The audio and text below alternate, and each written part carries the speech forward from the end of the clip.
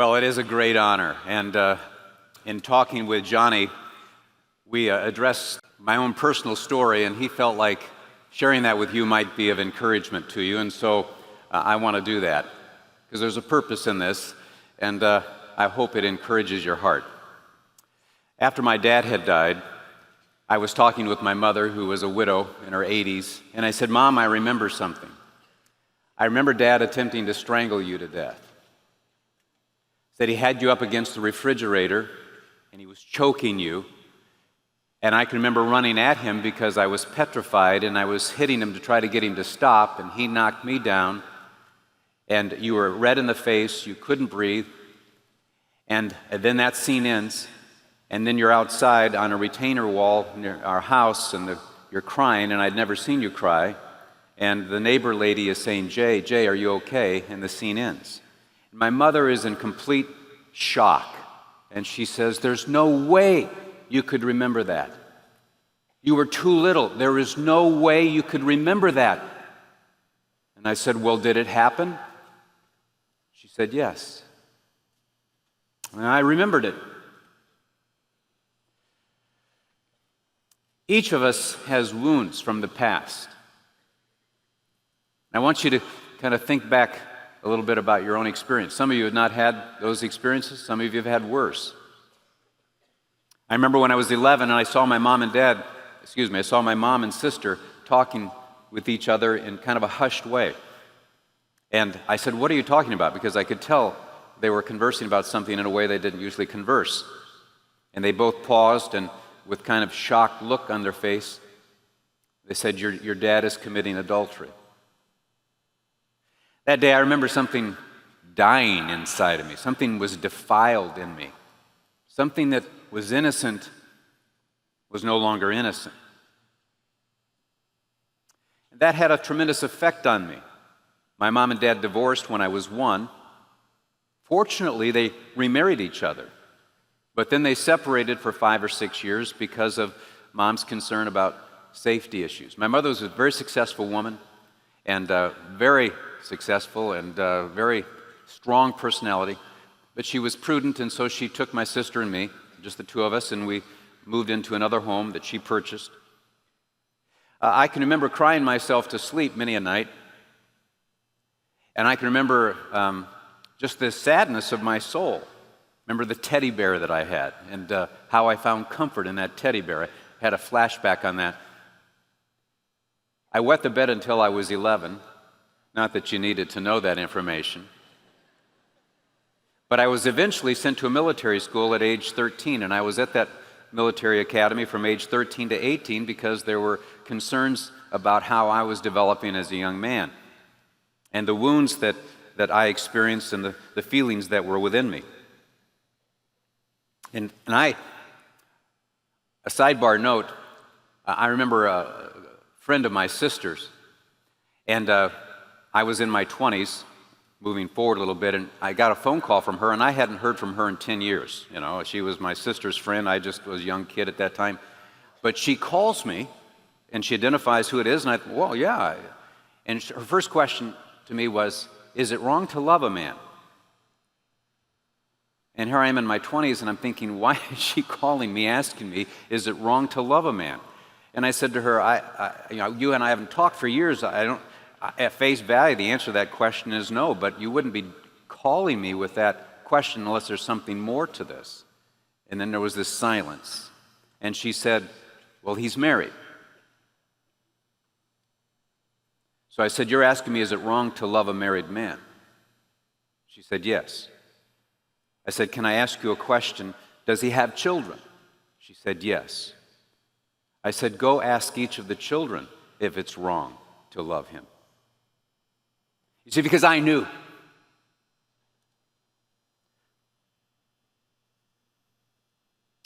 And some of you know.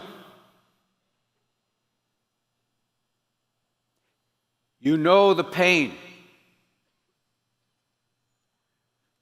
I hardened myself, came to a point where I just basically said, I'm not going to let it matter to me. I'm going to move on. I've got my own life. And we do. We become callous. I remember when I entered Wheaton College, and I need to back up and explain how I got there, but I was talking to the chaplain about my dad and my feelings about my dad and confronting my dad. He said, you can confront your dad and you can hurt your dad, but you won't change him. You need to let it go. That's what he told me. And that was a good word of wisdom to me at that time. But when I was at the military academy, you need to understand we were unchurched as a family, and so we were not Christ followers.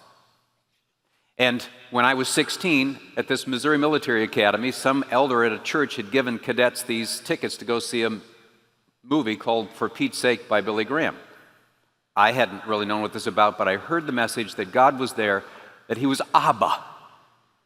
He was Abba, and that he loved me, and that he had a purpose for my life, but that my sin separated me from that. And I needed to confess that sin, and I needed to ask Jesus Christ into my life. And I was kind of a leader among cadets, and when the invitation was given, I said, let's go. And they thought I meant out of the theater. And I started to go forward, and one of them said, Eggerichs, where are you going? And I was crying, and I said, I'm going to ask Christ in my life. And one of them whispered loudly, you fool! Years later, I remember that comment, you fool. And I remember thinking, if Christ isn't there, what difference does it make how foolish I am? You know, there was a song written many years ago by Peggy Lee, Is that all there is? Is that all there is? Break out the booze and let's keep dancing. You know, I was one of those, if it's all rooted in evolution, there's no ultimate meaning, and so I'm just here, and it's just really without any ultimate significance. I was smart enough to figure that out. And if Christ isn't there, what difference does it make? Life is too bad to be true. But I thought, if Christ really is there, then maybe I found the truth. And what difference does it make how foolish I am? Well, something happened to me that day when I asked Jesus Christ to come into my life, and something happened. In fact, when I later found out that Billy Graham had gone to Wheaton, I applied there. I didn't know anything other than that. I thought Billy and I were the only ones who kind of understood this message. And so I applied, and I wept all the way through my interview because I was so overcome by something that was happening in my soul. There was a healing taking place in this woundedness. Somehow that faith flipped a switch that brought light and power to my soul. Something happened. Something happened. And it happened enough that my mother was watching me. And she decided to join a Bible study. And at that Bible study, after several Bible studies, this woman, Helen Majeska, said, Jay, has there ever been a time that you've received Jesus Christ into your life? And my mother said, no one ever asked me that question before. And she said, well, Jay, would you like to? And my mother said, I guess it wouldn't hurt.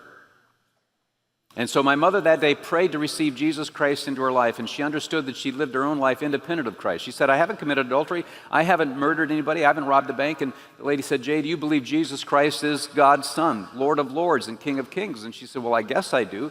Have you lived your life independent of him? She said, yes. You don't think that's a serious sin, Jay? And she said, well, if that's how you define sin, then yeah, I'm a sinner because I've lived independently of him. I haven't given him any thought. And so that day my mother acknowledged that she had hurt the heart of Christ. But what was so powerful, when I came home from school, she had the Bible open, 53 years of age, and tears are just rolling down her cheeks. And she said, all my life it was right here. No one ever told me about it. And she was so overwhelmed, like I was overwhelmed, that there was a healing taking place. Faith flipped a switch that brought light and power into her soul. My dad was watching this. My sister was watching this. My brother-in-law, who's a professor, was watching this. My mother, burdened for my sister, opens her heart to the truth of Christ, and my sister prays to receive Christ. Then my brother-in-law, intellectual, he hears this message, he opens his heart to Christ. And my father, who's watching my mother, the Bible teacher in this study that Mom was in, Ruby Thompson in Peoria, Illinois, needed a ride from Peoria to Chicago, and my dad volunteered to take her up. And in that 3.5-hour trip, she explains the gospel to him, and my dad broke. And he opened his heart to Christ, and he used to watch Dr. Falwell Sunday after Sunday, singing. Then I found out that he was raised in a holiness church. We got letters on file where they were encouraging him to tell his son about Jesus, and my dad never said a word to me. And he expressed to me, he felt the Spirit of God skipped over him onto me because his praying mother and all the godly women, she sold her home during the Depression and gave the proceeds to some orphans there in Mitchell, South Dakota. She was a godly woman. His dad had died when he was 2 months old. And so my mom used to always say to me, your dad doesn't know how to be a daddy. He doesn't know how to be a daddy. But what was so encouraging to me, my mother never reduced my dad to a one-sentence descriptor that he's a no-good bum. You know, there's a huge difference between Judas and Peter, though both of them denied Jesus Christ. And my mother understood that my dad, even though he had issues, she saw the Peter in him. And Jesus Christ saw the Peter in my father. How sad it is when we profile someone as a Judas when Jesus Christ sees them as a Peter. The Spirit of God descended on my dad, and his faith flipped the light switch that brought light and power into his soul. And all of this took place my freshman year at Wheaton. And in fact, it was a revival meeting, the spiritual emphasis week. I was class president of the freshman class, and one of the other leaders got up and said, this was before my whole family came to Christ. They prayed that my family would find Christ. They said, my mom, my dad, my sister, my brother, they don't know Christ. And they prayed, and that year, my freshman year, my whole family bowed the knee to Christ. If you don't think that there isn't power in this assembly when you pray for one another, would you please reconsider that?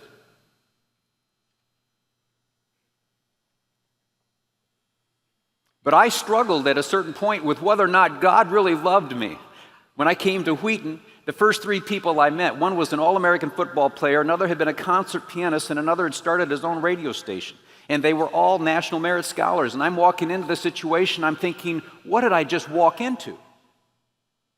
And then several of us decided to have this freshman uprising, and then we were threatened by the upperclassmen that you guys think you're really something. Well, that night, about 15 guys hit my room, took me out in an open field, and shaved me bald. That's why I ran for class president, because everybody could identify the bald-headed kid. But I was struggling. I was only in Christ for 24 months. But that gave me an opportunity to meet Chaplain Evan Welsh, one of the most godly men that's ever lived. And he had the worst speaking voice I've ever heard. When I first heard him in chapel, I could not believe this fog. And I'm thinking, how in the world would anybody let him be up there? And then I met him, and I never heard that voice again. And we had this freshman time away where all the students were together, and I'd found out that Evan, who was like 68, 69, was still doing 100 push-ups a day. He'd been the captain of the football team at Wheaton when he was there. He was just a tremendous guy. I said, Chaplain Welsh, and all these students are around, Chaplain Welsh, you do everything better than me. You're smarter than me. You do more push-ups than me. You're holier than me. You love people more than me. You're unbelievable. And I just come out of a military school. And this was all my new experience to Christians. This was all new to me. He grabbed me by the shoulders, and all these people standing around, and tears start going down his cheeks, and he says to me, don't you ever say that I love people more than you. You will love people far more than me. Don't you ever say that. There was such an incredible compassion that came on me. It's the only time it ever happened to me in my life that I did this. I literally could not handle what just came at me in terms of compassion. No man, no dad had ever looked at me and said, you will love people more than I will ever. No one ever looked at me with such compassion. I literally turned on my heels and walked off, and everybody thought, what in the world is wrong with him? I couldn't handle that emotion. I had never been in a situation like that. I had hardened my heart, and suddenly God came crashing through.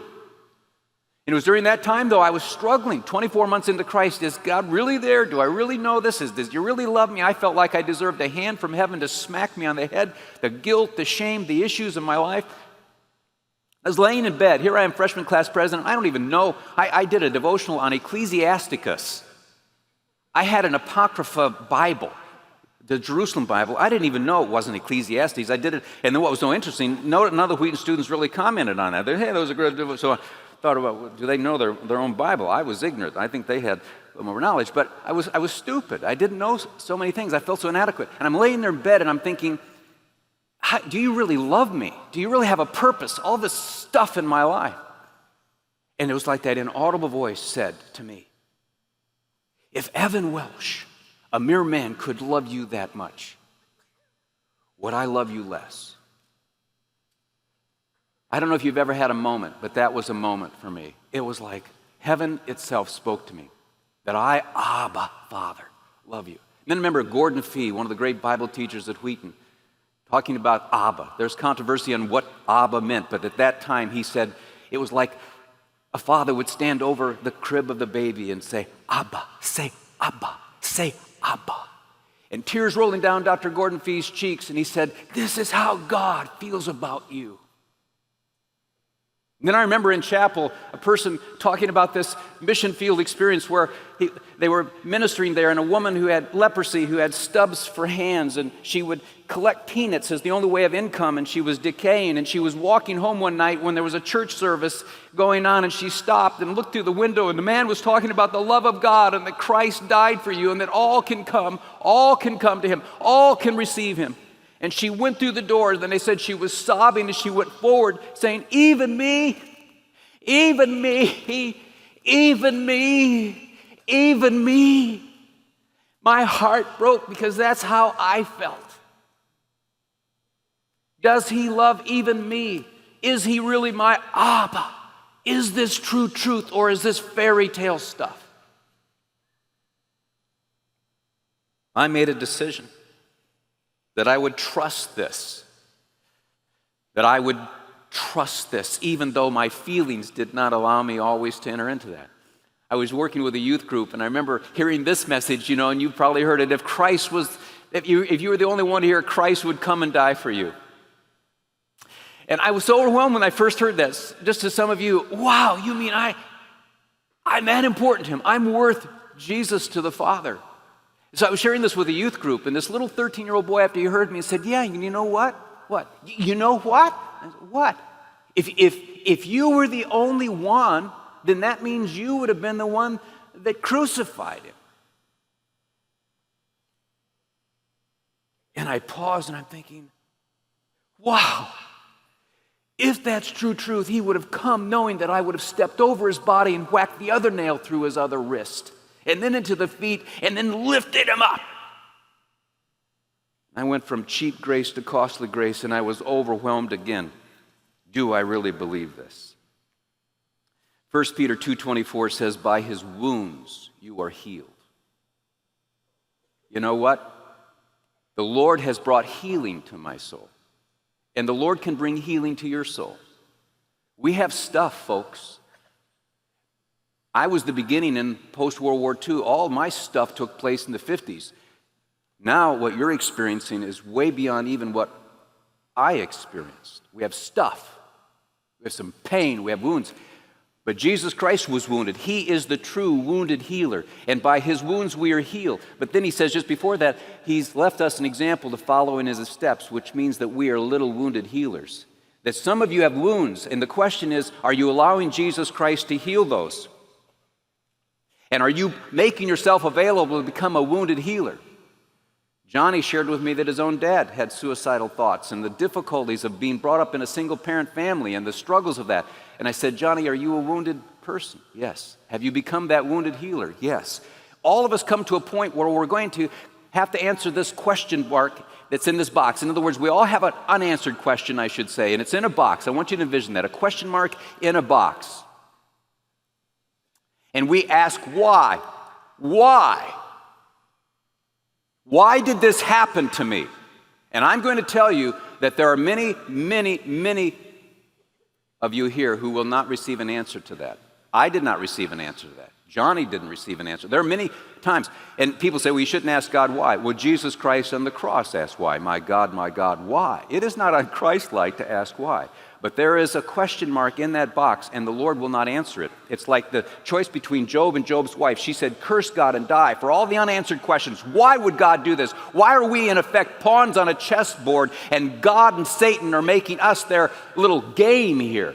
And she said, curse God and die. But Job did not sin with his lips. And every one of us comes to a point where we have this wound, we have this pain, we have the unanswered question. You've had death in this great university. We don't know why people were killed in a train accident. We don't understand why these things. There's no answer that we're going to receive. The question then I had to ask myself is, will I trust Christ based on what I do know about him in the face of what I don't have answers to? Or will I distrust Christ based on what I do know about him in the face of the unanswered questions that I'm asking, and silence is nothing else I hear from heaven? All I hear, silence. And will I protrude my lower spiritual lip and shake my fist and kind of pout before God and demand that he answer these questions? Or will I say, not my will, but thy will be done? And oh God, through Christ, I surrender. I ask you to bring healing to my woundedness.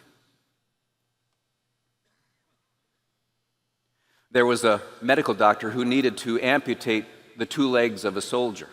And when the soldier awakened on his bed, the medical doctor was there, and he explained to the soldier what happened. And the soldier just was irate and screamed at the doctor and just was hostile to the doctor and just, was in a fit of rage. And the doctor said, "I understand." And the guy said, "You don't understand." And the doctor stood up and pulled up his pant legs and had two artificial limbs and said, "I do understand." I will tell you this, that the wounds you're experiencing have a purpose, because there are people that you will come across who need to know that somebody understands. Every time I see a little boy cry, my heart is broken. My son was in New York, and he was working with a little league team, and a little boy on the field lost one of his lenses to his glasses. And the father who arrived was in a drunken stupor and realized his boy had broken his glasses and went out into the center field and busted the boy right in the mouth. And the boy went down. Everybody's standing around, and my son ran out there. Little boy there, Dad just staggers off. And the little boy just ripped himself, and he sat up and he would not cry.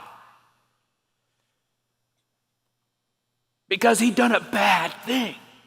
When you're 8 years of age, and everybody must feel that I'm really bad. My son embraced him, said, "We love you. We love you, and it's okay. It's okay. It's all right. It was an accident. We'll find the lens." And the little boy broke and started blubbering and convulsing and sobbing. And when my son told me that, I could not contain my tears. It is a story that I empathize with. But it has allowed me to come alongside of a person like that later in life and say, "I understand. Look at my legs." You are at a point where you can shake your fist and say, "Why am I in this situation? Why? Why, God? Why?" Or you can say, "These are wounds.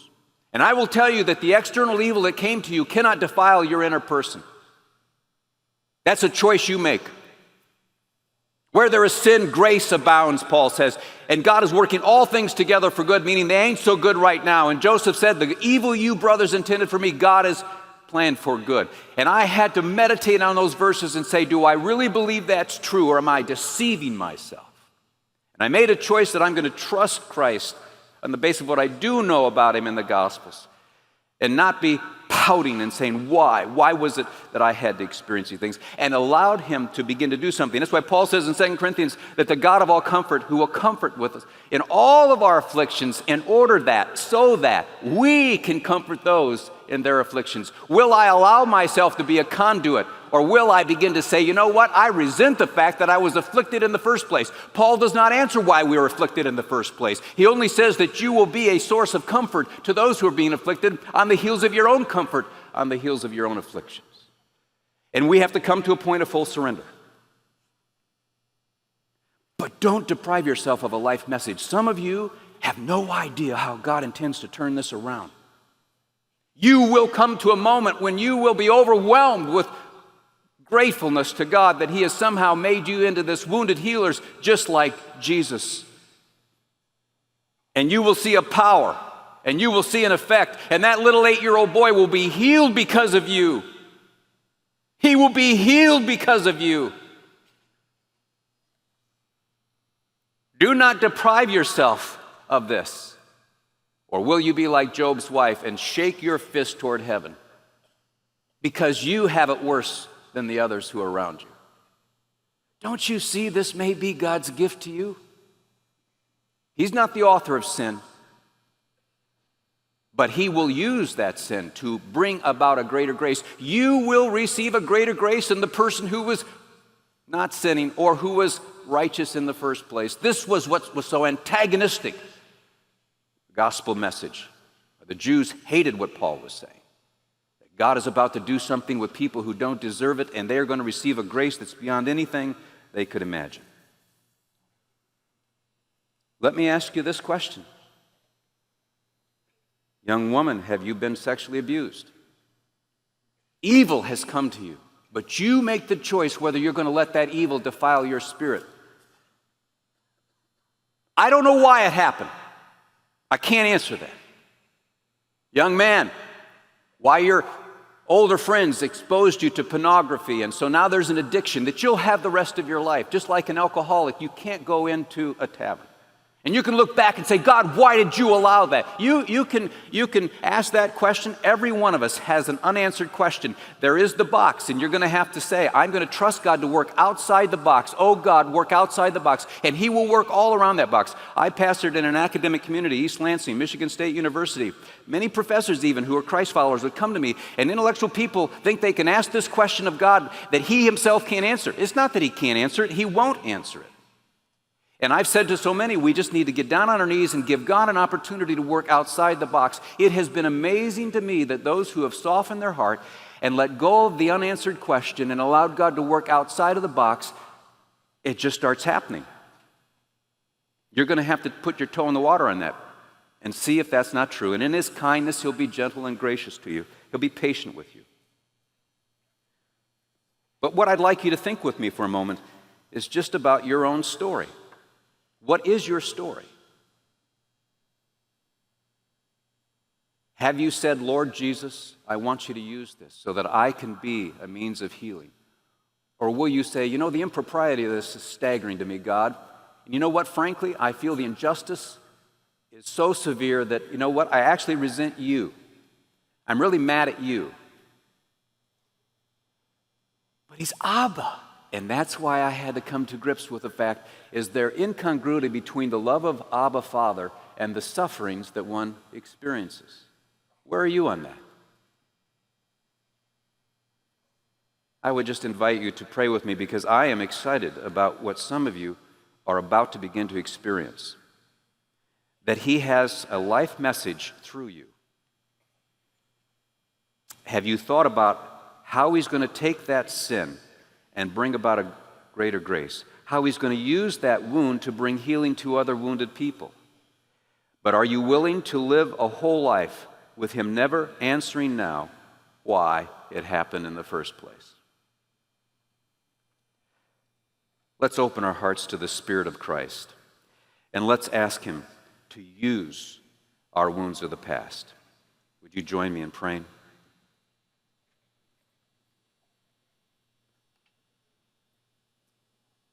Lord, through the years I've met with so many students in that great college town, East Lansing.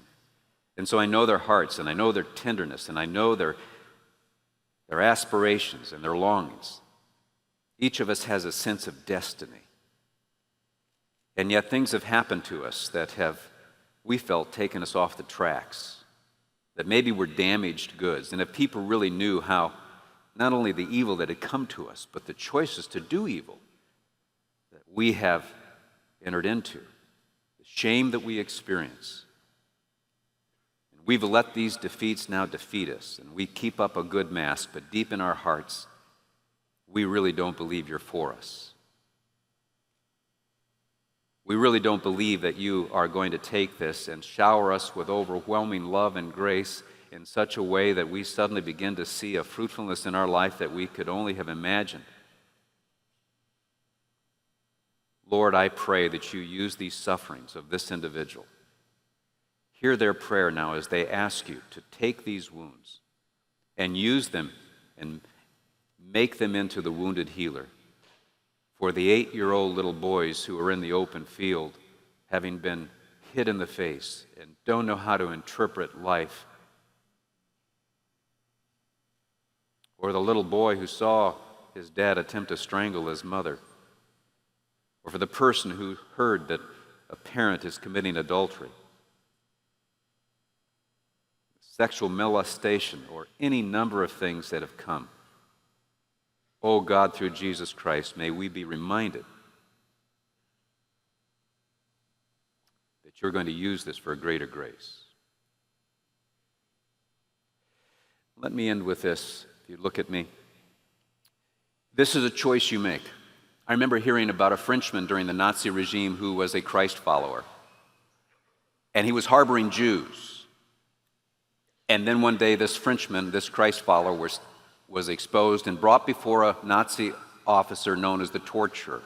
And when he came before this Nazi officer, the peace of Christ descended upon this Frenchman. The peace of Christ, my peace I give to you, not as the world do I give to you. This Nazi saw that peaceful look and tranquility. He interpreted as snideness and smirkiness. And he screamed at him, "Don't you know who I am? Get that snide look off your face." And the Frenchman looked up and said, "Yes, sir, I know who you are. You are a Nazi, and you are known as the torturer. I've heard of you. And you have the authority to torture me, and you have the authority to kill me. But, sir, you do not have the power to get me to hate you." Remember when Jesus said, they smack you on the right cheek, turn the left? Are we milquetoast? No, because when you turn the left cheek, you take over spiritual authority. When he said they take 1 mile, go the second, why? Because we're milquetoast? No, because when you do that, you take over authority. But here's this is Liberty Theater. What is it? Liberty University. What does this mean? It means that you are free. And these past evils will not make you evil. That's your choice. This can actually lead to holiness and wisdom and insight. You can begin to be a person you had no idea you could be because of the sin that's come to you. But it's your choice. What happened to you and what your dad did. You can confront your dad. You can hurt your dad, but you won't change him. The issue here is you can't control the outcomes of others. You can only control your own actions and reactions. But what you need to understand is that you are free. And you're the one that makes a decision of whether you're going to let that defilement enter into your soul or keep it out and allow that thing to turn you into that wounded healer. It's your choice. Choose wisely.